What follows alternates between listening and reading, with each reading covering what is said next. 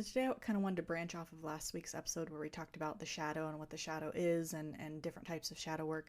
I wanted to branch off of that and talk about what happens when we suppress the parts of ourselves that we don't like. So it happens when we kind of tuck away and pretend these parts of us don't exist, when we tuck away the messy, inconvenient, or painful parts of ourselves. The ones that we're told are too much or not enough. The parts of ourselves that we then reject or suppress or disown. They're often shaped by early conditioning, trauma, or societal and family expectations. So to give you an example of some of the things we might suppress because we consider them like bad traits, which they're not. All of us hold all traits, the light and the dark, which we talked about a little bit last week, but I want to go into in a little bit more detail. So some of the things that we often suppress are things like anger, jealousy, grief, shame, fear, sadness. So we consider those bad traits and we like suppress them and we pretend like they're not coming up within us when they are.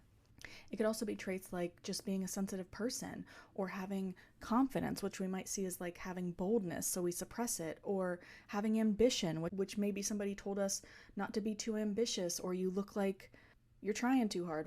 Whatever it was that you were told that's making it feel like those things are wrong when they aren't.